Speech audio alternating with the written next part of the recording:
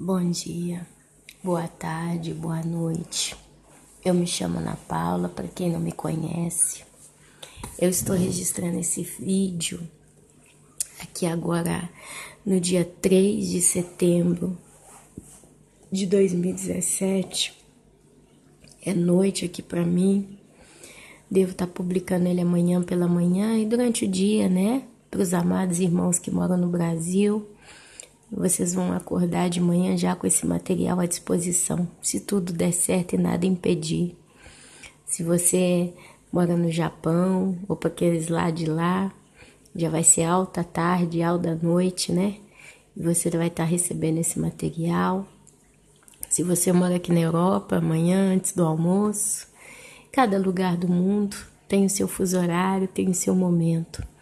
Mas o importante, meu amado, minha amada, é que esse material chegue até você. Eu tô numa situação em que tem muita coisa sendo formada, muitos entendimentos, e eu chamaria esses entendimentos ainda de embriões. Eu não sei como é que funciona com você que está aí do outro lado ouvindo, mas eu sei que comigo e com muitos irmãos, pessoas que leem a Bíblia, pessoas que buscam a Deus, às vezes Deus vai querendo falar conosco certas coisas e Ele não fala. Aliás, tem hora que Ele fala de uma vez só e não tem dúvida. Mas Deus, quando Ele normalmente tende a conversar conosco, nos ensinar, nos avisar, nos admoestar, nos alertar, normalmente Ele vai fazendo aos poucos. E dependendo da gravidade da coisa, ele fecha rapidamente o entendimento em 2, 3 conversas. Conversa com Deus pode ser através de algo que você vê e aquilo fica impresso na sua alma, no seu espírito. Depois ele confirma na palavra. São situações que acontecem 2, 3 vezes entre pessoas. Você às vezes vai conversar com uma pessoa e ela toca no assunto. Até que forma o quadro, até que forma todo o quadro do entendimento. Na realidade, meu irmão, minha irmã, é só para quem vive isso na pele que dá para entender. Se você até hoje não viveu, fica difícil de eu explicar. São coisas que vêm no espírito, são convicções que vêm no espírito, amém? E nessa história, esses dias, Deus está querendo falar algumas coisas comigo.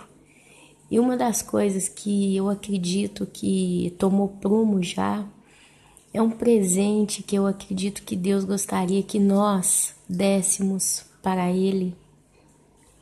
É uma prova de amor, de convicção, sabe? É fechar os olhos realmente e dar a Ele esse presente. Eu acredito que esse presente é o que mais agrada o coração do nosso Senhor Jesus Cristo. E se a gente consegue entender isso e tomar posse disso, tudo fica mais claro para nós. Para eu entrar nesse assunto, eu quero ler com os irmãos Marcos, capítulo 9, do versículo 17 até o versículo 27. São 10 versículos. E daqui eu quero desenvolver o assunto com os irmãos. Eu disse no vídeo passado que eu vou tentar esses dias, no mês de setembro, ficar o mais próximo possível com os irmãos, meditando na palavra e tentando raciocinar com os irmãos, chamando a vocês para pensarem junto comigo, trazerem, sabe, a consciência de coisas, de detalhes que podem aumentar, fortificar a nossa fé de um modo especial. Eu acredito que é tempo da gente, aliás, sempre é tempo, mas é um momento especial em que a gente precisa se fortalecer ainda mais no Senhor. Então vamos lendo, vamos conversando esses momentos que o Senhor nos der de oportunidade e vamos ver até onde tudo isso vai nos levar. Amém, meus irmãos? Marcos capítulo 9, do versículo 17 até o 27 diz: Peraí que eu vou coçar meus olhos aqui, tá um pouquinho irritado. Tá chegando o final do dia. Tá de noite, meus irmãos. Hoje eu tô gravando esse vídeo 10 horas da noite. Não posso nem falar alto que meus filhos estão dormindo. Mas vamos lá. E um dentre a multidão respondeu: Mestre, trouxe-te o meu filho. Ele é possesso de um espírito mudo. E este espírito, onde quer que o apanha, o lança por terra. E ele espuma, rilha os dentes e vai definhando. Roguei a teus discípulos que o expulsassem, o expelissem, mas eles não puderam. Então Jesus lhes disse: Ó geração incrédula, até quando estarei convosco? Até quando vós sofrerei? Trazei-me. E trouxeram-lhe. Quando ele viu a Jesus, este jovem viu a Jesus, o espírito imediatamente o agitou com violência, e caindo ele por terra, revolvia-se espumando. Perguntou Jesus ao pai do menino: Há quanto tempo isto lhe sucede?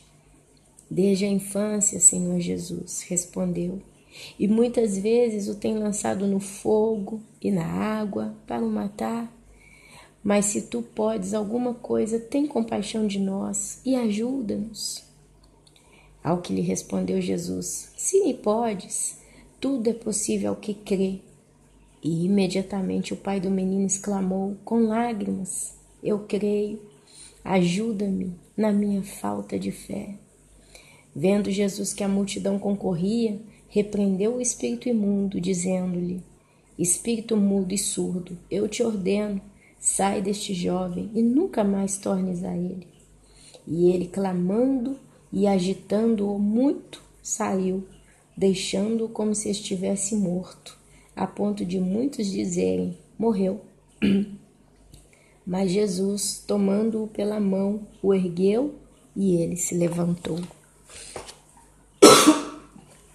Peço um pouquinho de paciência comigo, meus irmãos. Eu tô com a garganta irritada, um pouco alergia, mas eu quero realmente trazer esse assunto. Eu peço ao Senhor Deus e ao Espírito Santo, em nome de Jesus Cristo, que nos dê realmente um entendimento muito profundo dessa passagem bíblica. Basicamente, meus irmãos, Marcos capítulo 9, Jesus, ele estava no meio da multidão, como sempre, caminhando no meio do povo. E nesse meio tempo veio o pai de um jovem possesso por um espírito mudo.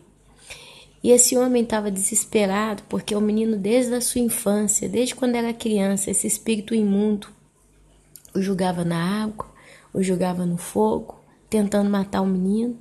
O menino ficava espumando, rilhava, gritava e etc.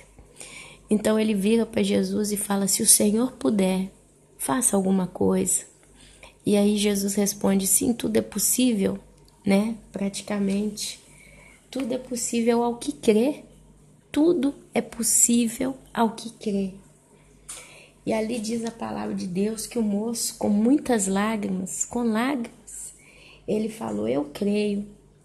E logo em seguida, quando ele falou, eu creio, ele vira para Jesus e fala: ajuda-me na minha falta de fé. Vamos tentar entender, meus irmãos, o que aconteceu aqui. Nós estamos falando aí de mais ou menos 2000 anos atrás, uma sociedade muito diferente da nossa a nível material. Não tinha tecnologia, não tinha carro, não tinha hospital. Mas o mesmo espírito que operava naquele jovem, dando a ele essa reação, né? O menino espumava, o espírito jogava ele no fogo, jogava ele na água. Tenta entender o quadro desse pai vendo um filho desde criança, sofrendo desse jeito. Esse pai, ele viveu anos e anos vendo, porque o filho de criança virou jovem, e durante toda essa vida, a única coisa que o pai dele via é ele tendo ataques, espumando, gritando. Esse rilhar é quase relinchar, né, digamos assim, de modo bem vulgar, mas é o que mais ou menos acontecia. Esse menino era jogado na água, era jogado no fogo. E não pense você que água era uma pocinha d'água no meio da rua, Provavelmente, quando tinha um rio, quando tinha um mar, quando tinha alguma coisa com água, esse espírito julgava esse corpo nessa água para ver se ele afogava. Provavelmente, algumas vezes, ou todas as vezes, ou várias vezes, alguém se lançou na água para tirar ele da água. Provavelmente com seu corpo já sem força, porque nós estamos falando sempre de um corpo físico suportando a possessão demoníaca. Agora você vê anos e anos e anos sofrendo, vendo um filho nessa situação. E aí então ele fala para Jesus: se o Senhor pode, faz alguma coisa, tem misericórdia. Jesus, que de repente, fresco, se bate de frente com essa família. Provavelmente não conhecia, nunca frequentou a família deles. Jesus não deve ter visto esse menino desde criança. Ele viu um momento, foram alguns minutos que eles estiveram em contato um com o outro. E Jesus fala para ele, que geração de pouca fé, até quando vocês vão sofrer desse jeito? Ele pergunta quanto tempo que tudo isso está acontecendo, para ter ideia do quadro. E ali então ele cura, ele ordena, ele fala: eu ordeno, sai e nunca mais volte a ele. Você vê o pai do menino chorando no meio de lágrimas. Você vê um homem desesperado por causa de um filho que sofria e sofria e sofria. Provavelmente esse rapaz devia ser cheio de cicatrizes, porque diz que o espírito tentou matar várias vezes, então não foi uma coisa fácil. Não foram coisas simples, jogou no fogo, jogou na água. E de repente Jesus olha para esse pai, olha para esse filho, a multidão ali em cima, todo mundo concorrendo, quer dizer, todo mundo querendo ser abençoado, todo mundo tendo algo para pedir. E ali Jesus então cura aquele rapaz. A Bíblia fala que quando o espírito sai do corpo dele, o rapaz estava tão assim, sofrido, que parecia morto. E ali Jesus o pega pela mão e ele levanta. Você vê Jesus curando, você vê Jesus restaurando, dando força, dando vida. E ali aquele pai, depois de uma vida inteira, pela primeira vez ele pode olhar para o seu filho normal, com a certeza de que nunca mais aquele espírito imundo iria voltar àquele filho, iria possuir o corpo daquele filho. Ali foi um recomeço para aquela família. Provavelmente esse pai deve ter visto o seu filho se casar, provavelmente, que sabe quanta coisa boa aconteceu dali para frente. Mas você vê Jesus apelando essa geração de pouca fé. Até quando vocês vão sofrer desse jeito? Isso nos leva a entender que a falta de fé traz sofrimento. Mas sabe, meus irmãos, eu descobri na minha vida que o sofrimento ele tem duas caras. Ele tem uma cara de autocomiseração e ele tem uma cara de causa. O que é um sofrimento com cara de autocomiseração? É uma pessoa que sofre e sofre muito, mas além do sofrimento, essa pessoa vive tendo dó dela mesma. Tadinha de mim, coitadinho de mim, oi, oi, oi, ui, ui, ui. E essa pessoa entra em depressão. Essa pessoa vai decaindo, decaindo, decaindo. E tem um sofrimento com cara de causa, que são pessoas que sofrem muito nas suas vidas, mas elas não têm dó delas mesmas, mas elas têm esperança. E elas se apegam a Deus pela fé. E por mais que a vida ainda as leve a tanto sofrimento, a alma dessas pessoas, por incrível que pareça, ela está em paz. Então é um sofrimento externo, pode-se dizer assim.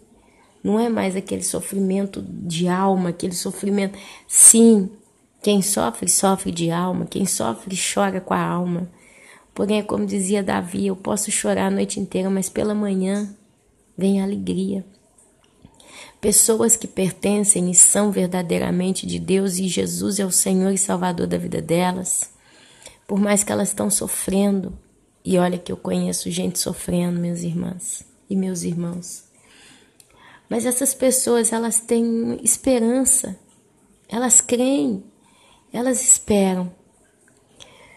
E sabe, o pai desse menino, só o fato dele pedir a Jesus ajuda, significa que ele ainda tinha esperança, ele ainda acreditava. Quem sabe esse Jesus ou Jesus pode ser o único que vai nos ajudar. Tanto, eu já tentei de tudo. Provavelmente, porque um pai, quando vê um filho com um problema, esse pai, essa mãe, ele tenta de tudo, ela tenta de tudo. Então, o ato dele clamar a Jesus, misericórdia, ajuda, se for possível. E ele ainda fala, se for possível, ajuda. Já foi um passo de esperança, já foi um passo de fé, já foi um passo de alguém que disse, quem sabe é possível. Ainda assim, Jesus olha para ele, geração de pouca fé, porque ali Jesus se bateu de frente com um moço, com seu filho, mas ele não os conhecia, mas ele conhecia o quadro daquele povo, porque aonde Jesus ia, tinha gente sofrendo, tinha opressão, tinha tristeza, tinha perda, tinha tanta coisa, e a maioria das pessoas não cria. E sabe, esse texto poderia trazer vários pontos de vista aqui, mas o que eu estou querendo trazer hoje, para nós que somos noiva de Cristo, nós somos um povo que está prestes a subir para o céu e viver eternamente com o Pai, é que o presente que nós poderíamos dar a Ele é a nossa prova de fé. A fé é o presente esperado de Jesus para conosco. E eu fui buscar, meus irmãos, a definição da palavra fé no dicionário. E eu quero ler isso para vocês aqui. Olha só. Presta atenção, tem que puxar o caderno. Fé no dicionário significa crença, convicção intensa e persistente em algo abstrato, que para a pessoa que acredita se torna verdade. A palavra abstrato significa não real, não tocável, não palpável, não físico, não visível. Então é um sonho. Algo abstrato muitas das vezes se torna um sonho. A fé, ela é um sentimento de total crença em algo ou em alguém, ainda que não haja nenhum tipo de evidência que comprove a veracidade, verdade da proposição da causa. Qual é o motivo da sua fé? Não tem nada que prova fisicamente que isso que você crê é real, existe. Em algumas situações, ter fé significa ter esperança de algo que vai mudar de forma positiva para melhor a vida. Então, Jesus, quando ele morreu naquela cruz, ele deu tudo. Ele deu tudo. Mas Jesus, quando ele veio na terra, ele viu homens falhos, pecadores, caídos, fracos, sem Deus. Viu homens com Deus, de Deus, pessoas que creram. Prova disso é um sacerdote que o sonho dele era ter visto Jesus e ele o vê ainda menino. E aí ele fala, agora eu posso morrer porque eu vi o meu Salvador.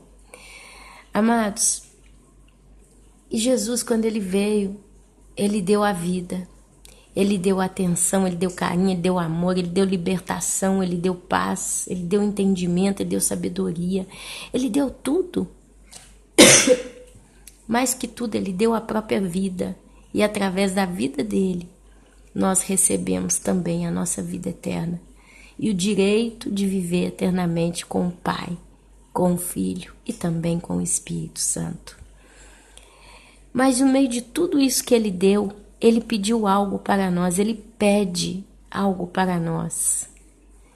Ele pede a nossa fé. A fé não é você virar e falar, ok, eu creio. Tanta gente diz, eu creio em Deus, eu creio em Jesus. mas crer da boca para fora. A realidade é que poucos são os que realmente creem e creem de todo o seu coração em Jesus. E a maior prova de amor que eu, que você, que nós podemos dar para Ele é a nossa fé. Porque a fé é crer naquilo que não se pode ver. Tomé, enquanto ele não tocou nas feridas, na chaga, nos pregos, chaga, nas feridas, nas mãos do nosso Senhor Jesus, ele não acreditou. Por mais que todo mundo dizia, nós vimos, ele esteve aqui, etc. Ele fala, enquanto eu não vê-lo e tocar, porque eu quero ver e quero tocar, eu não vou crer. Até o ponto que o próprio Jesus aparece, vai até ele e fala, toca, toca. Beato aquele que não viu e creu. Eu gostaria de ir com os irmãos no livro de Tessalonicenses. Deixa eu marcar aqui sem fazer confusão. Tá um pouquinho tarde, eu já tô cansada do dia. Mas eu preciso, meus irmãos, trazer esse texto com vocês aqui. Deixa eu achar aqui. 1 Tessalonicenses, tá? Eu quero ir lá no 2 Tessalonicenses, capítulo 1. É capítulo 1? Não. Capítulo 5, do versículo 4 até o versículo 11. Olha o que o apóstolo Paulo fala aqui para você e para mim. Mas vós, irmãos, vós não estáis em trevas, para que esse dia, como ladrão, vos apanhe de surpresa. Uau! O apóstolo Paulo, ele fala que nós não estamos em trevas para que esse dia nos apanhe como ladrão de surpresa. Segundo você, o que seria esse não estar em trevas? E o que seriam essas trevas? A palavra de Deus diz em 1 Tessalonicenses capítulo 5, versículo 5, ele continua. Porquanto vós todos sois filhos da luz e filhos do dia. Nós não somos da noite nem das trevas.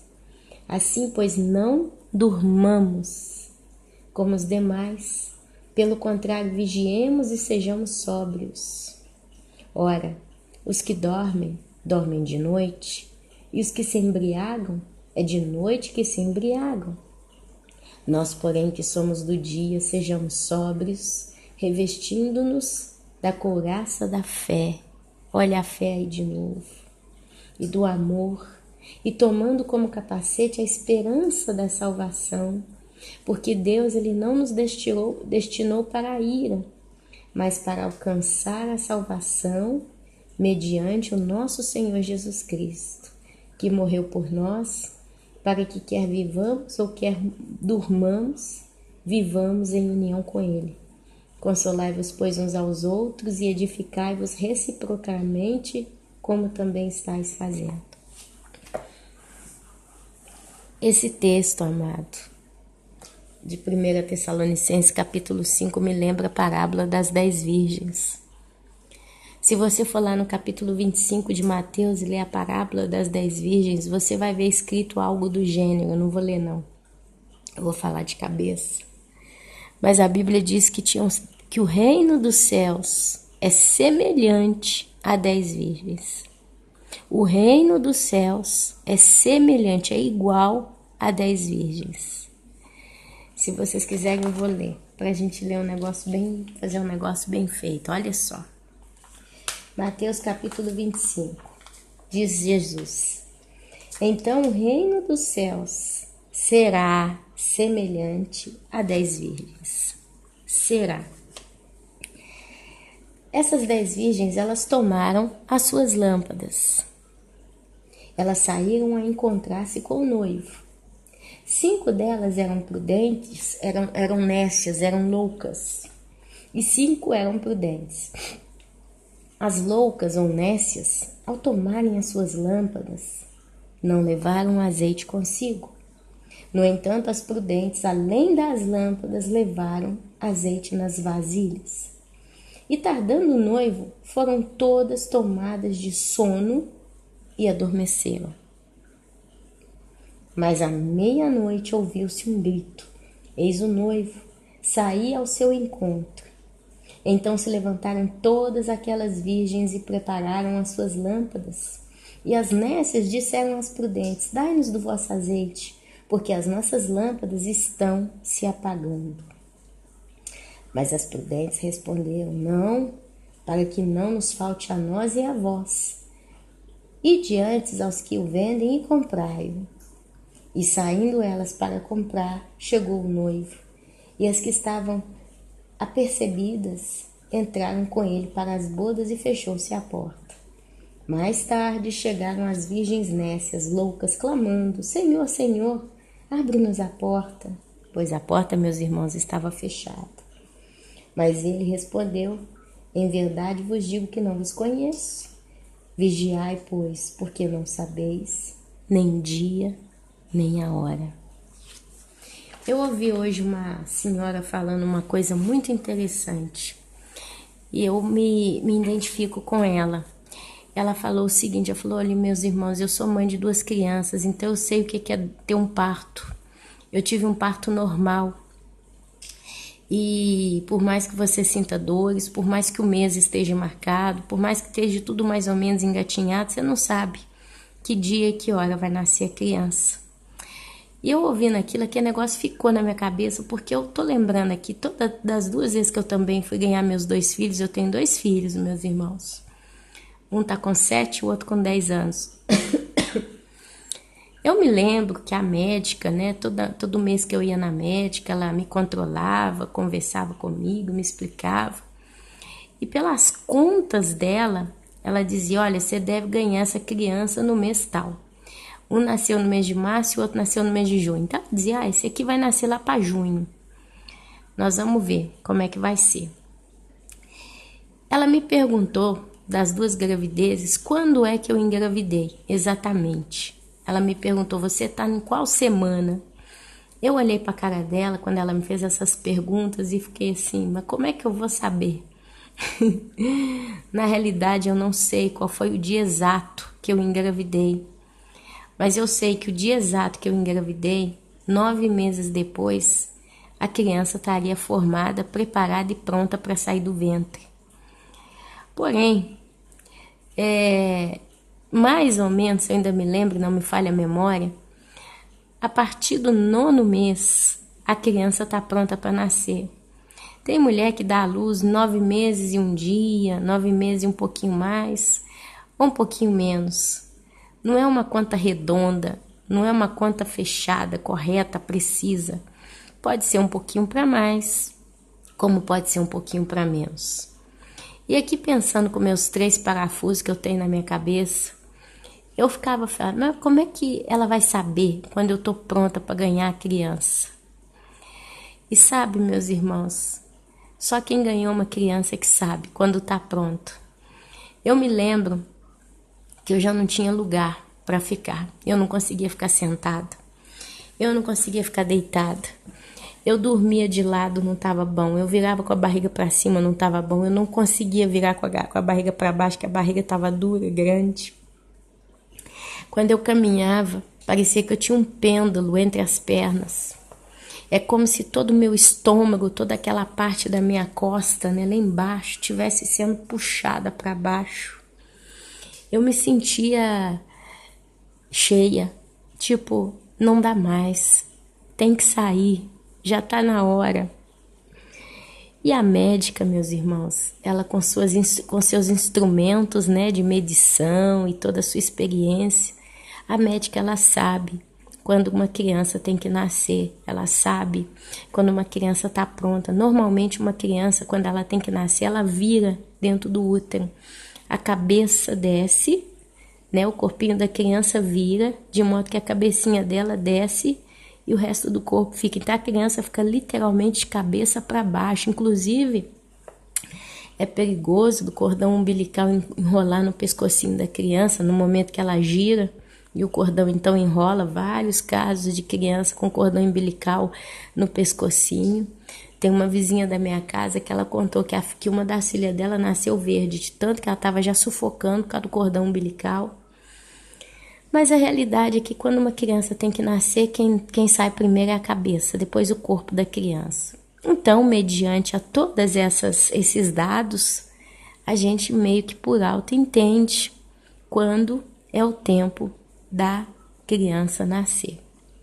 Só que toda mulher grávida vai para o hospital. Muitas vão morrendo de dor, muitas vão com a bolsa, aquela bolsa de água que estoura sozinha. Outras, a própria médica tem que estourar para induzir o parto, né? Tá na hora, basta, vai nascer. Então estoura a bolsa e aí começam as dores. Foi o meu caso, as 2 gravidezes. Só que ainda assim, mesmo a bolsa sendo estourada, a água sai, o que acontece? Começam as dores de parto. Nesse momento, depois que a bolsa de água estoura, pelo menos eu falo pela minha experiência, pelo que eu entendo, a criança vira, tá pronta para nascer, corpinho formado, tudo no lugar, tá na hora, já não tem mais como ela ficar ali dentro, porque o meu corpo, o corpo da mãe, já não pode mais sustentar a criança, pelo peso, pelo tamanho, pela fadiga, né, do nascimento. E a criança está virada, quer dizer, ela não pode continuar ali de cabeça para baixo por muito tempo, ela tem que nascer, o corpo mesmo já diz, olha, virou, tá na hora, tá na hora. Então essa criança ela é envolvida por água, ela está no meio de água, então essa bolsa é estourada, essa água sai. Quando essa água sai, a criança pode até ficar sufocada, enfim, é uma complicação ela não ter essa água. Então, o que acontece? O corpo da mulher, na sua genética, na sua formação gloriosa que Deus fez, a Bíblia diz que nós fomos formados no útero da nossa mãe, de modo assombroso. Tem momentos que a Bíblia diz que nós fomos tecidos de modo assombroso no útero da nossa mãe. E realmente, de modo assombroso, de modo espantoso, quem pode fazer igual? Ninguém, só o Criador. Então, uma vez que não tem água, o corpo começa a se contrair para expelir, para empurrar aquela criança para fora, porque ela precisa sair. É aonde começam as dilatações do canal por onde a criança sai. Então vai alargando. Cada vez que dói, que dá aquela dor, se alarga mais. E a criança começa a descer, o corpo vai se preparando de tal modo que a ginecologista, ou a obstetra, ela toca a mulher para saber qual é a medida da dilatação, para saber se a criança já tem condição de sair ainda ou não. E cada vez que a mulher sente aquela dor, a dor do parto, as dores do parto, cada momento de dor é porque a criança está descendo cada vez mais. Eu entendo que é isso. Aquela dor, eu entendo que é a criança caminhando e passando pelo canal. Até na hora que a cabecinha da criança é tocada, a médica ou o médico, ele consegue já pegar na cabeça da criança. E ali, então, naquele momento, o médico fala, agora está na hora de nascer, vamos para a sala do parto. Quer dizer, tem uma tortura, né? A mulher, ela fica na sala do pré-parto ali sofrendo, depois eles levam a mulher para ganhar a criança do tudo. Pelo menos assim foi comigo. Então, a mulher vai caminhando, tadinha, só Deus o sabe. Só Deus o sabe a dor que nós sentimos. Aí ela tem que sentar naquela mesinha, naquele leitinho, né? Naquela cama. E ali eles preparam a mulher, a posição. E ali o médico começa, né? Respira, respira, respira. Quando eu mandar, você empurra. Quando eu mandar, você empurra. Isso pode durar minuto, pode durar segundos, pode durar muito mais tempo. O normal é que não dure tanto, porque quando a criança já está praticamente nascendo, é mais um pouquinho, a mulher faz um pouquinho mais de força, são as piores. Mas ali a criança, quando nasce, é de uma vez só.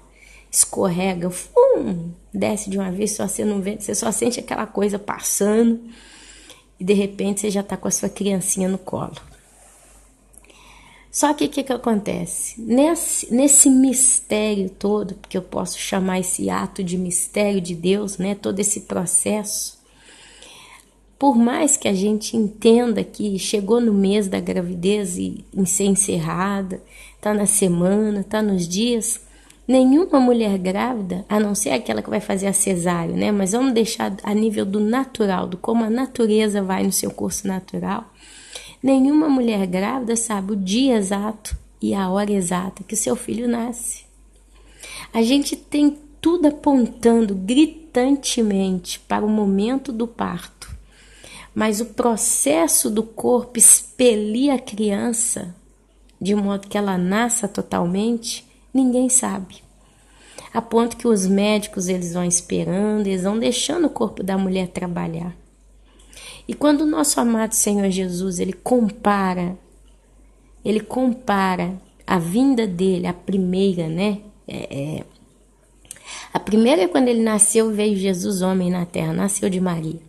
A segunda vinda, própria e dita, é a vinda final, que ele vai pisar no Monte das Oliveiras. Mas entre essas duas vindas, tem uma vinda nos ares, em que ele não pisa na terra. É onde a gente chama de arrebatamento. Se você tiver dúvida, você lê lá em capítulo 1 Tessalonicenses, capítulo 5. A vinda do Senhor é certa e repentina.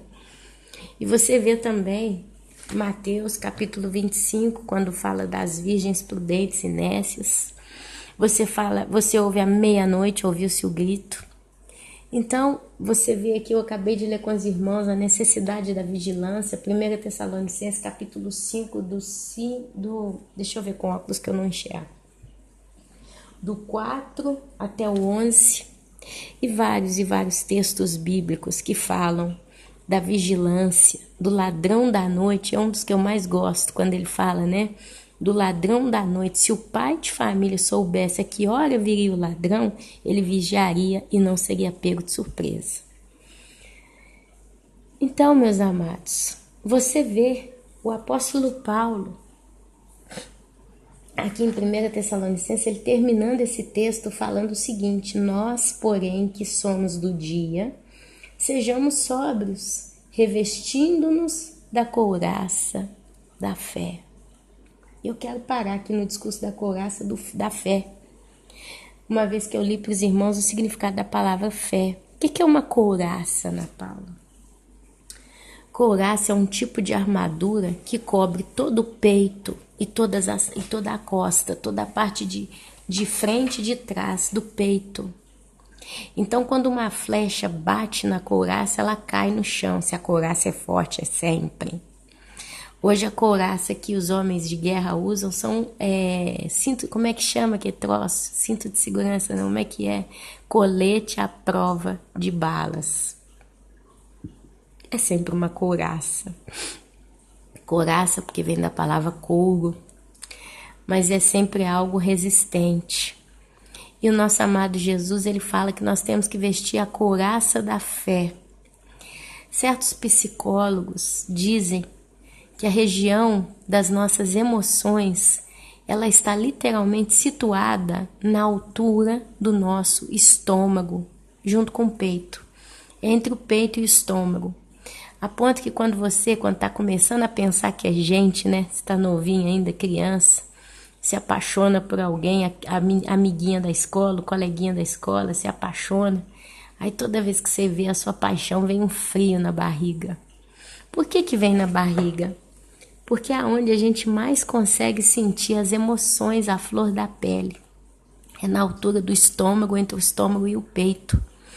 Então, quando o nosso Senhor fala da gente pôr uma couraça da fé, ele está literalmente falando: assim você vai proteger seus sentimentos.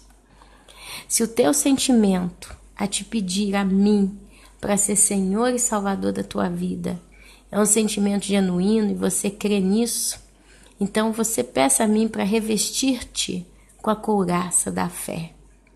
E você lá em Marcos capítulo 9, o moço chorando, ele fala: eu creio.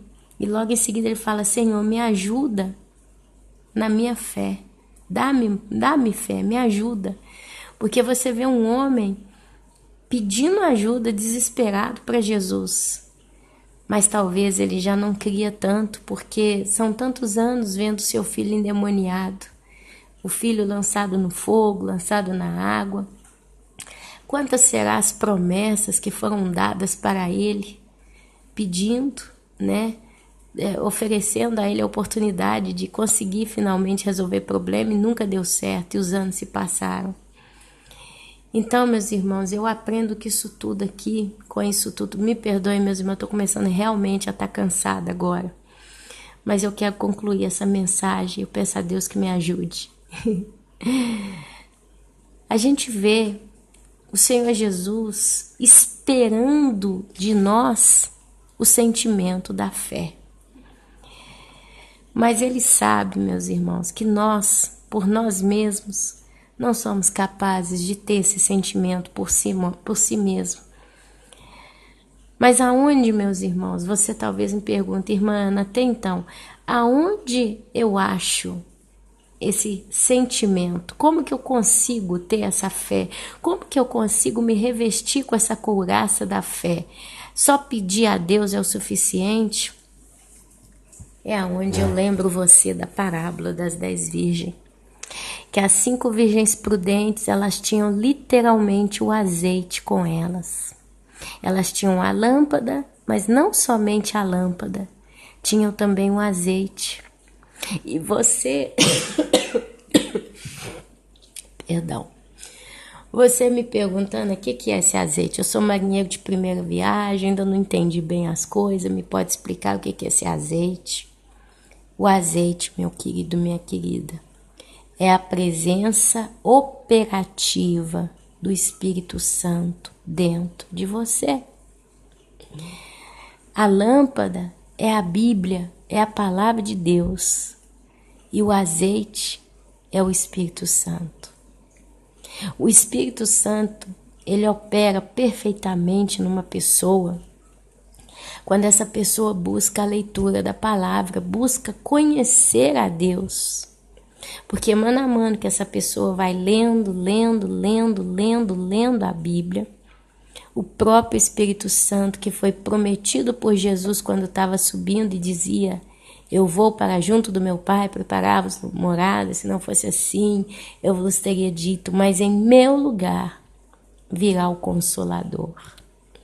Quer dizer, ele sobe e o Espírito Santo então entra no coração da igreja. Ele desce e ele então vive dentro de nós.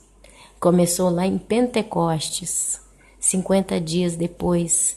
Aqui eu me confundo se foi da crucificação de Cristo ou da ressurreição, mas é tudo ali 3 dias, né? 50 dias, Pentecostes, 50 dias. Ali a igreja foi concebida. Ali a igreja nasceu própria e verdadeiramente. Daquele momento que as línguas de fogo desceram sobre aqueles homens de Deus, ali eles foram revestidos de poder e ali eles começaram a pregar o evangelho a toda criatura. Se separaram e foram cumprir o chamado Ide.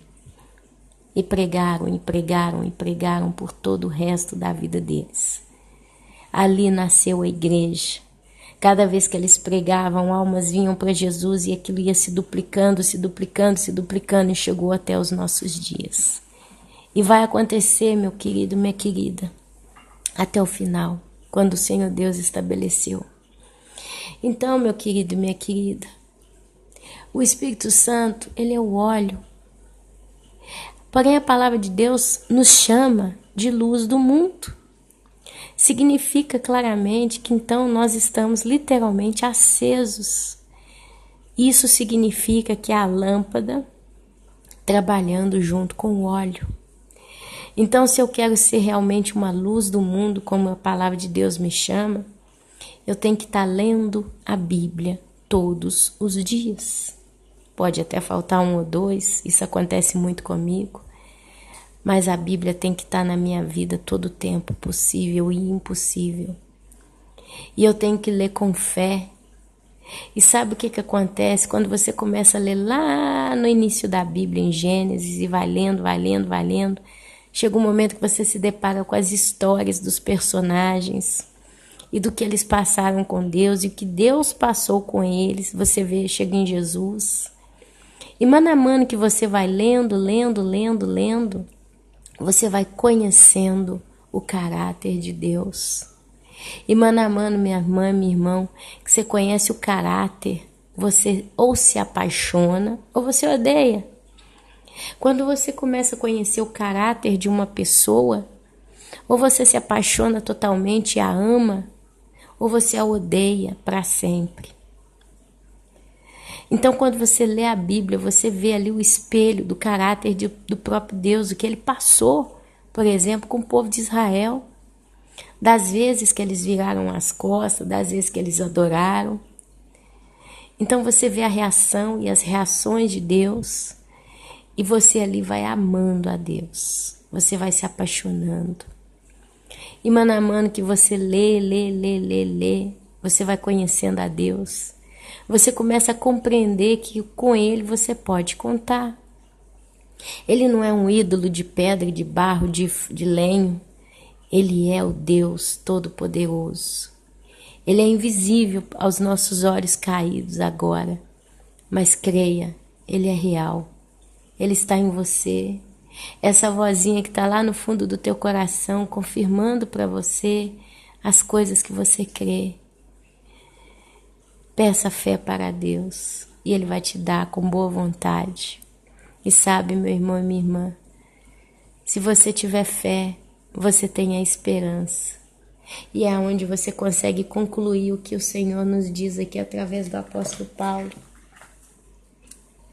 Mas vós, irmãos, não estáis em trevas, para que esse dia, como ladrão, vos apanhe de surpresa. Porquanto vós todos sois filhos da luz e filhos do dia. Nós não somos da noite nem das trevas. Assim, pois, não durmamos. As 10 virgens estavam dormindo, até que se ouviu o grito: eis o noivo, eis o noivo, eis o noivo. E aí você me pergunta, Ana Paula, quando é que foi dado o grito? Será que esse grito já foi dado? Será que esse grito vai se dar? Será que nós estamos dormindo? Será que nós estamos acordados?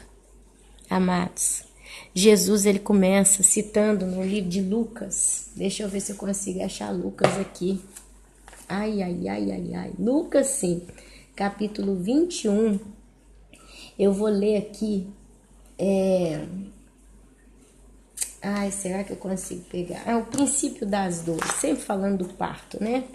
Vamos começar aqui do livro de Lucas, capítulo 21, do versículo 7 em diante. Olha só, quando começou as dores de parto. Vamos prestar atenção porque a gente tem que identificar na palavra. Os apóstolos perguntaram-lhe: mestre, quando sucederá isto? Isto que é a destruição do templo, que começa lá no versículo 5 do capítulo 21. Quando sucederá isso? Quando o templo vai ser destruído? E que sinal haverá de quando essas coisas estiverem para se cumprir? Essas coisas é o fim de tudo.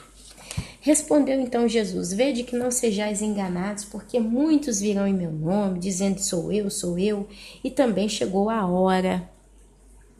Não sigais. Quando ouvirdes falar de guerras e rumores de guerras, não vos assusteis, pois é necessário que primeiro aconteçam essas coisas, mas não será ainda o fim não será logo. Então lhes disse: levantar-se-á nação contra nação e reino contra reino, haverá grandes terremotos, epidemias e fome em vários lugares, e coisas espantosas e também grandes sinais do céu. Antes, porém, de todas essas coisas, aí Jesus volta para os apóstolos, né? Lançarão mão de vós e vos perseguirão, entregando-vos às sinagogas e aos cárceres. E ele continua falando aqui, dizendo que até os seus pais e irmãos vos entregarão e os matarão. Depois ele entra em Jerusalém, que será sitiada, capítulo 21 de Lucas, versículo 20 em diante. Quando, porém, virdes Jerusalém sitiada de exércitos, sabei que está próxima a sua devastação. Foi 70 anos depois da morte de Jesus. Vespasiano invadiu Jerusalém, sitiou Jerusalém. e devastou Jerusalém. Foi finalmente onde se cumpriu o início do princípio das dores, a destruição do templo, me perdoem, aonde não sobrou pedra sobre pedra. E Jesus, ele estava aqui falando daquele momento em diante. Jesus, ele estava dizendo, esse belo templo, vede, não ficará pedra sobre pedra. E aí começa contando como seria. E eu provo para você que ele aqui não está falando do final dos tempos, olha só. Saber que está próximo à sua devastação. Então, os que estiverem na Judéia, fujam para os montes. Os que se encontrarem dentro da cidade, retirem-se. E os que estiverem nos campos, não entrem nela. Porque esses dias são de vingança, para se cumprir tudo que está escrito. Ai das que estiverem grávidas e das que estiverem amamentando naqueles dias, porque haverá grande aflição na terra e a ira contra este povo. Então você vê Lucas capítulo 21 se direcionando ao povo judeu. Este povo vai passar pela ira. Eles vão cair ao fio de espada e serão levados cativos para todas as nações. E até que os tempos dos gentios se completem, Jerusalém será pisada por eles. E você vê, a partir desse ano 70, com a devastação de Jerusalém, os judeus foram literalmente espalhados para todas as nações. E a Bíblia diz que eles vão estar assim. E antes, Jerusalém será pisada pelos gentios até que o nosso próprio tempo, o tempo dos gentios, se complete. Meus irmãos, isso ainda está acontecendo. Essa parte de Lucas 21, ela foi exatamente a descrição do momento em que o povo judeu foi espalhado por todo o mundo. E tem sido espalhado até hoje. E aí ele entra depois na vinda do Filho do Homem. Haverá sinais no sol. Presta atenção. Presta atenção comigo, meu irmão e minha irmã. Você vê aqui Jesus falando da perseguição dos próprios apóstolos, que eles seriam entregues às sinagogas, seus próprios pais, irmãos os entregariam e etc. Depois você vê aqui quando ele começa a falar de guerras, rumores de guerras, revoluções, terremotos. É onde a gente entra aí com esse povo que fala, terremoto sempre teve. Fome sempre teve. Peste sempre teve. Desde quando eu sou criança eu ouço falar de povos que morrem de fome. A África sempre foi falada. A África. O povo lá na África está morrendo de fome. O povo no Nordeste do Brasil está passando fome porque está seca. Não é isso? Guerra, a gente sempre ouviu falar. Primeira Guerra Mundial, Segunda Guerra Mundial, guerras gerais que a gente estuda na escola, terremotos. Se você volta atrás no histórico de terremotos, você vê já no período, ali de Jesus teve terremoto. E dali para frente nunca mais parou. Mas olha só, a vinda do Filho do Homem já mudam os sinais. Você vê aqui o princípio das dores e até mesmo Jerusalém sitiada com a descrição de eventos que aconteceram em todos os tempos desde que nós estamos olhando para trás, nos séculos passados. Mas quando ele entra aqui na vinda do Filho do Homem, olha como é que o texto muda, fica mais forte. Ele diz, haverá sinais no sol, na lua e nas estrelas.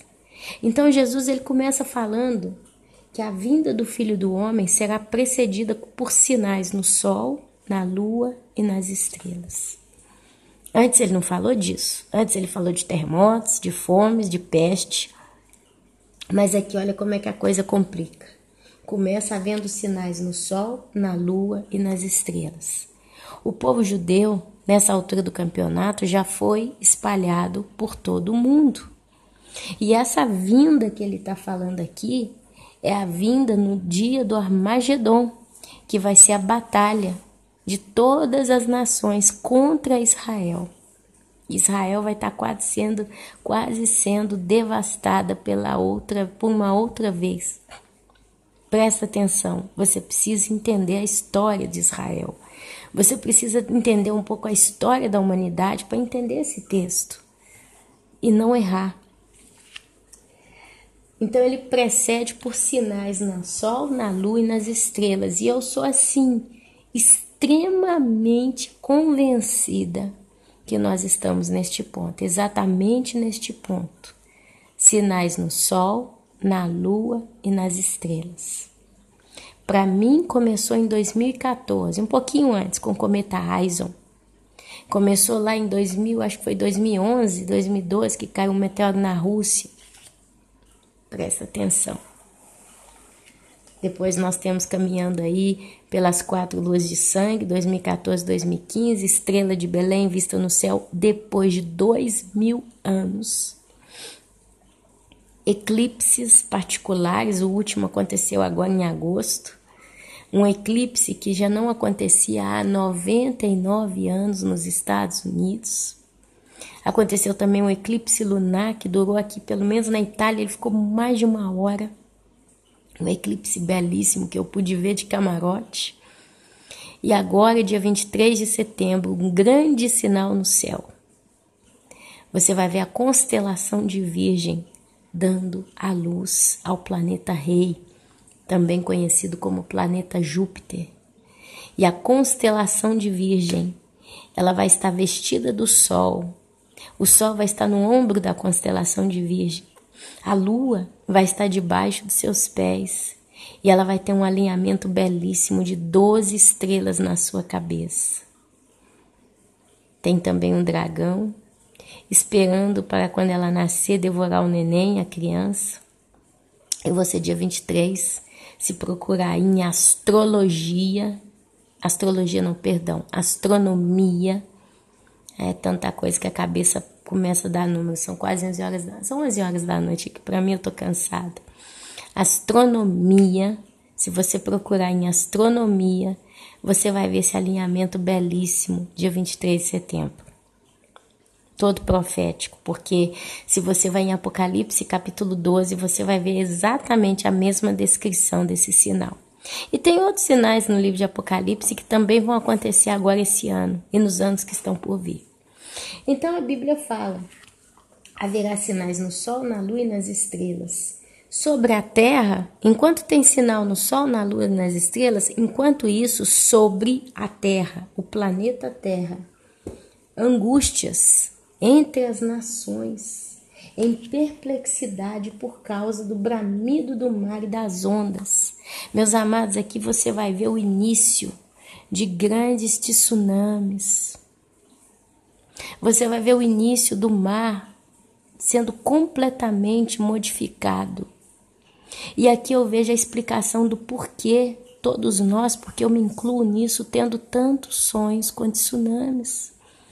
Eu tenho sonho com tsunami desde 2012 e conheço vários irmãos que têm sonhos e sonhos e sonhos e sonhos com tsunami. Eu tive tantos sonhos com tsunami. E agora, nesse mês de agosto, o mar ele recuou até 850 metros em alguns litorais aí da América do Sul, do Brasil e etc. Gente, como é que pode um pescador, 49 anos, todo dia ele levanta, pega o barquinho dele, vai pescar. Um belo dia ele levanta, depois de 49 anos nessa rotina, fazendo todo dia a mesma coisa. Ele levanta, troca de roupa, toma o cafezinho dele, põe o chapeuzinho dele e vai pegar o barquinho dele para pescar. Quando ele chega na praia, o barco está encalhado. Ele olha para frente, cadê o mar? Aí lá na frente ele vê a água. E ali ele vê os outros amigos pescadores todos agitados. O que está acontecendo? O mar moveu-se do seu lugar. A palavra de Deus, eu não lembro o texto aqui, mas tem um texto que fala que Deus iria fazer recuar as águas do próprio mar. Meus irmãos, perplexidade pelo bramido do mar. Esses dias eu recebi muitos vídeos aí de um mar agitado em alguns lugares, tsunamis, coisas estranhas acontecendo. Sabe, meu querido, minha querida, eu não tenho dúvida, eu não tenho realmente dúvida que a gente está exatamente nesse momento. Eu estou tentando encontrar aqui o texto que fala do mar sendo recuado na Bíblia. Aqui eu não vou conseguir, eu não sei se eu vou conseguir. Eu gostaria tanto de achar esse texto, um irmão me mandou. Eu não vou achar não. Mas se vocês procurarem, né? Se vocês procurarem, vocês vão ver que tem um texto que fala do recuo do mar. Amados, eu não encontrei. Me perdoem, eu realmente não tenho estrutura para encontrar, mas fala que o Senhor faria secar os rios e o mar iria recuar. E você vê isso acontecendo. Sabe, eu ainda de vez em quando aqui na minha casa, de vez em quando nesses dias que estão transcorrendo, eu ainda paro e me dou uma beliscada para acreditar, será que realmente isso aconteceu? Amados, bramido é um grito, né? São as ondas que fazem medo, do mar e das ondas. Haverá homens que desmaiarão de terror e pela expectativa das coisas que sobrevirão ao mundo. Porque quando certas coisas começarem a acontecerem na terra, os homens eles vão finalmente entender que algo pior virá. Eu já vejo isso claramente, amados. Pessoas que viram esses sinais de perto já entenderam que tem algo muito errado para acontecer, tem algo muito estranho acontecendo.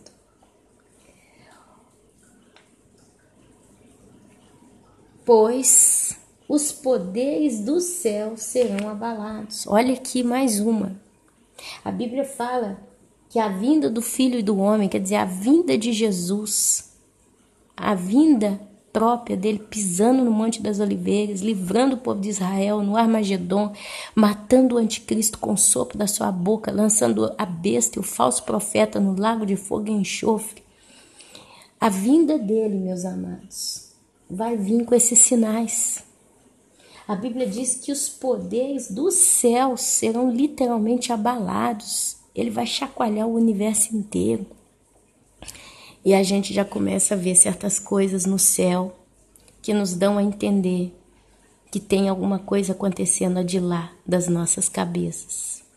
O sol já tem tido várias atividades anômalas. A lua já está mudada. Não é a mesma lua que a gente conhecia há 50 anos atrás. Ela está mudada de posição. Ou a lua mudou de eixo, né, de posição, de inclinação, ou a terra. Tem algo errado com a lua. Povos nativos de alguns lugares do mundo que se guiavam pelas estrelas. Tem um povo que mora numa terra de gelo, acho que é na região da Antártida, não lembro, eu não consigo lembrar aqui, é muita coisa para minha cabeça. Mas é um povo que basicamente eles se guiavam pelos sinais das estrelas ou pelo tipo do vento. Eles falam, né? Pelo tipo do vento ou pelas estrelas. Só que agora eles estão tudo confusos, porque as estrelas, eles falam, as estrelas mudaram de lugar. Agora você tenta entender uma pessoa de 70, 80, 60, 90 anos, que há tantos anos, todos os dias, olha para o céu, e se ela vê determinada estrela, ela sabe para a direção que ela tem que ir para caçar um animal. De repente, depois de tantos anos, amados, o cérebro, ele fotografa. A gente começa a ter uma chamada memória fotográfica, quer dizer, você bate o olho, você já sabe, estou no lugar certo, estou no lugar errado. Porque a experiência é acumulada, gera maturidade. Depois de tantos anos, essas pessoas, não é uma ou duas, é um grupo, é uma comunidade inteira, de repente eles olham para o céu, cadê a estrela que eu vejo há 40, 50, 60 anos? Ela não está lá mais. O vento não é mais aquele que eu estou acostumado, o pôr do sol já não é mais como aquele que eu acostumava. Tem um povo aí dizendo que o dia está ficando mais longo ali onde eles moram. É um povo que mora numa região de gelo. São índios. E tá aí, tem vídeo deles falando. Não tem como falar, não, isso é coisa de boca dos outros. Não, tá lá no YouTube. Então, meus amados, você vê que tá mudando já tudo. Olha aqui esses sinais gloriosos. E aqui a Bíblia fala que os poderes do céu serão abalados. Então, se verá o Filho do Homem vindo numa nuvem com poder e grande glória. Ora, Ao começarem estas coisas a suceder, exultai e a erguer a vossa cabeça, porque a vossa redenção se aproxima. Jesus termina esse texto compreendido entre a destruição do templo, o princípio das dores, Jerusalém sitiada, a vinda do Filho do Homem. Ele termina concluindo com a seguinte advertência: quando começarem estas coisas a suceder, exultai e erguei a vossa cabeça, porque a vossa redenção está próxima. Qual é essa redenção, Ana Paula? De que fala Jesus? Você vem comigo sempre em 1 Tessalonicenses, capítulo 5, versículo 1. Irmãos, relativamente aos tempos e às épocas, não há necessidade de que eu vos escreva.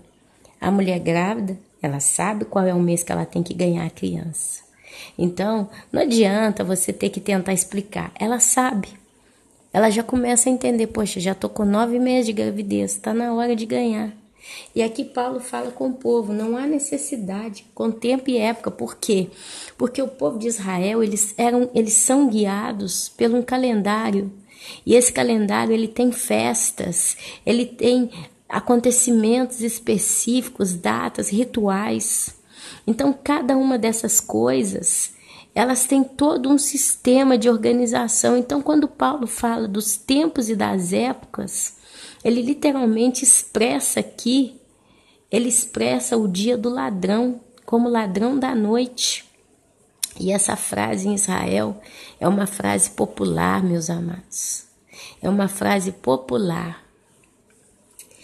Então, relativamente aos tempos e à época, não há necessidade de que eu vos escreva, pois vós mesmos estáis inteirados com precisão de que o dia do Senhor vem como ladrão da noite. Quando andarem dizendo paz e segurança, eis que lhes sobrevirá repentina destruição, como vem as dores de parto, aqui está para dar à luz, e de nenhum modo escaparão. Agora você pensa comigo. Acontece o arrebatamento. A luz do mundo é retirada. A igreja sobe. Logo em seguida, o que acontece? Se a luz sai, vem o quê? As trevas. E com as trevas o que vem? Vem o inferno inteiro, vem os demônios. Vem a ira de Deus. Você vê então a abertura do chamado sexto selo, pelo menos. Você vê então o desencadear dos eventos cataclísmicos mais pesados que esse mundo poderia passar por eles. Você vê a vinda do anticristo. E a Bíblia fala que aquele povo sabia dos tempos e das épocas. E da expressão esse dia vem como um ladrão da noite. Você vê na parábola das 10 virgens, à meia-noite ouviu-se um grito. Eis o noivo, eis o noivo. Você vê as 5 virgens que elas tinham óleo, estavam acordadas todas elas. Mas as 5 virgens que tinham óleo, elas simplesmente levantaram e foram para as bodas. Quando? À meia-noite. E a Bíblia fala que virá como ladrão da noite. Quando andarem dizendo paz e segurança, eis que lhes sobrevirá repentina destruição. Amados, eu tenho que entender aqui com vocês um detalhe muito particular. Dizer paz e segurança não significa estar vivendo paz e segurança. E se você liga a televisão, você vê o Papa falando de paz, você vê os políticos europeus e americanos e de todo mundo falando de paz e segurança. Você vê a população na rua, com cartazes e bandeiras, com camisas e protestos, pedindo o quê? Paz e segurança. E você vê então o planeta Terra repleto de habitantes andando e dizendo paz e segurança. Você vê os políticos, os primeiros ministros, os artistas, paz e segurança. E a Bíblia diz que quando você vê andarem dizendo paz e segurança, eis que lhes sobrevirá repentina destruição. E aí você volta lá em Lucas comigo. Haverá sinais no sol, na lua e nas estrelas. Primeiro sinal para nós, para nossa geração. Sobre a terra, angústia entre as nações em perplexidade por causa do bramido do mar. A gente já está vendo o prelúdio do bramido do mar. Angústia entre as nações em perplexidade por causa do bramido do mar. Haverá homens que desmaiarão de terror pela expectativa das coisas que sobrevirão ao mundo. Você pode ter certeza. Teve um artigo que eu vi aí do YouTube de uma astronauta da NASA. Essa mulher subiu lá, não sei aonde. E ela desce, e ela vai dar uma entrevista. E ela estava muito bem, e ela começa a falar, não me lembro o que ela estava falando. Mas chega um momento que ela começa a falar que viu uma coisa. Ela viu algo lá, quando ela estava lá. E na hora que ela começa a falar, essa mulher desmaia. E ela é socorrida pelos repórteres, pelo povo que estava ali em cima com ela. Meus irmãos, essa era uma astronauta francesa, se eu não me engano.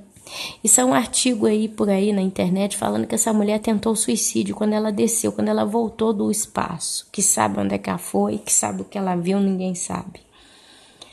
Mas eu sei que quando ela acorda daquele desmaio, porque veio como uma crise, ela não segurou a onda, foi muito forte o emocional dela, ela não segurou a onda. Então ela levanta toda desconcertada, toda desprogramada, e ali então ela tenta disfarçar, tenta rir, tenta fazer de conta que tá tudo bem, mas ali então ela já não aguentou mais ficar ali falando, e até então eles atiram do momento que ela estava falando. Essa mulher viu alguma coisa, meus irmãos, que fez ela desmaiar de terror pelas coisas que sobrevirão à terra. Eu não sei no que você acredita, até que ponto seus olhos estão abertos para o mundo aí fora. Mas eu tenho certeza, meus irmãos, que tem muita coisa estranha vindo no mundo. Os governos mundiais não iriam nunca fazer esse tanto de abrigos subterrâneos à toa. Tem cidades inteiras que foram mudadas. Meus irmãos, tem órgãos governamentais ou governamentais, governamentais, que transferiram as suas bases para regiões mais rochosas, mais altas, mais seguras. Meus irmãos, eu não sei quando vai começar, mas vai começar. E o apóstolo Paulo diz, quando andarem dizendo paz e segurança, eis que lhes sobrevirá repentina destruição.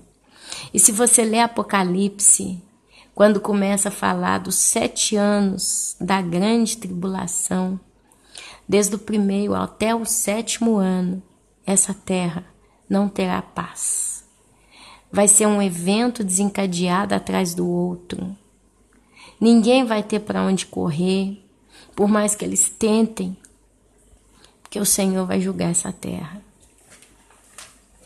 Então, meus irmãos, o apóstolo Paulo, ele diz que nós precisamos, deixa eu voltar no texto lá, a gente quer falar sempre tanta coisa, né? Tem que tomar cuidado para não alongar o brodo aqui. Sejamos sóbrios, revestindo-nos da couraça da fé e do amor, e tomando como capacete a esperança da salvação. Tem muita gente preparando kit de salva-vidas aí, mas a noiva prudente colocou o capacete da esperança, da salvação. E essa não é uma salvação da vida eterna somente, mas é a salvação da própria ira de Deus, do dia da ira de Deus, do dia do Senhor. Porque Deus não nos destinou para a ira, olha aí, para a ira. Se começa falando de repentina destruição e mais lá na frente diz que Deus não nos destinou para a ira, você entende que aqui está se falando de um livramento dentro desse momento. mas para alcançar a salvação mediante o nosso Senhor Jesus Cristo, que morreu por nós, para que quer vigiemos ou quer estivemos mortos, dormindo debaixo de 7 palmos debaixo da terra, vivamos em união com Ele. Consolai-vos, pois, uns aos outros e edificai-vos reciprocamente. Eu edifico até você edificar a mim, como também estáis fazendo. Também você vai lá em Isaías, capítulo 26, do 20 ao 21, está falando sobre isso. Mas eu queria trazer para os irmãos aqui a prova do arrebatamento para concluir esse vídeo. Capítulo 4 de 1 Tessalonicenses. Não queremos, porém, meus irmãos, que sejais ignorantes com respeito aos que dormem, para não vos entristecerdes como os demais, que não têm esperança. Pois se cremos que Jesus morreu e ressuscitou, assim também Deus... Ai, me perdoa, o sono chegou. Mediante Jesus, trará em sua companhia os que dormem, os mortos, Ora, ainda vos declaramos por palavra do Senhor, isto nós, os vivos, os que ficarmos até a vinda do Senhor, de modo algum precederemos os que dormem. Então, primeiro os mortos vão ressuscitar e depois os que estiverem vivos. Porquanto o Senhor mesmo, dada a sua palavra de ordem e ouvida a voz do arcanjo e ressoada a trombeta de Deus, o texto é muito claro. Essa trombeta não é trombeta de Apocalipse, uma das trombetas que estão lá, mas é a trombeta de Deus. E quem sabe o dia e a hora? O Pai. Então é Ele que dá a ordem. Ressoada a trombeta de Deus, descerá dos céus, e os mortos em Cristo restarão primeiro. Depois nós, os vivos, os que ficarmos, seremos arrebatados, tirados com força, juntamente com eles entre nuvens, para o encontro do Senhor nos ares. Ares aí é lá no terceiro céu, local onde Deus habita. E assim estaremos para sempre com o Senhor. Consolai-vos, pois, uns aos outros com estas palavras. E assim, meus irmãos, eu consigo encerrar esse trabalho de hoje. Deus quer Jesus, Ele quer um presente de você para com Ele. E esse presente é a sua fé. Quem pode te dar essa fé é o Senhor. Mas você precisa lutar por ela. A Bíblia diz que o reino dos céus é conquistado com força. E essa força começa no mínimo com a sua força de vontade em buscar a Deus. Lendo a Bíblia, jejuando, orando, fazendo a obra. Eu podia estar deitada dormindo, eu podia estar na frente da televisão, eu podia estar fazendo qualquer coisa, menos estar aqui com o olho fechando sozinho, falando da palavra. Mas eu preciso me encher do Senhor. E eu entendo que para isso eu preciso, meus irmãos, ler a palavra de Deus. É onde o meu azeite vai ficar cada dia mais abastecido nas vasilhas. Amém? Meus amados, a minha vontade é voltar em Mateus capítulo 25, Lucas capítulo 21, Marcos 9. A minha vontade é continuar tentando aprofundar ainda mais, nesses textos que são tão cheios da profecia de Deus para nós. Mas realmente eu acredito que está de bom tamanho. E eu espero que o Senhor possa guardar todos vocês, proteger, abençoar, iluminar, guiar, falar com vocês, abrir o entendimento. E nós vamos aqui, meus irmãos, aqui no canal a gente continua, dentro da medida do possível, todos os dias, procurando trazer uma palavra aqui. Enquanto eu tiver força e condição, eu vou estar aqui com os irmãos, tá bom? E assim, meus amados, eu vos saúdo com a santa, gloriosa e poderosa Shalom do nosso Senhor Jesus Cristo. Gosto de ressaltar que a palavra Shalom, ela significa muito mais do que paz, mas ela é uma palavra plena, cheia. É uma palavra que deseja para você tudo de bom, toda vitória, toda conquista, toda maturidade, todo crescimento, salvação, poder. Amém? Então que o Senhor possa te encher com a santa Shalom. Amém, amém e amém.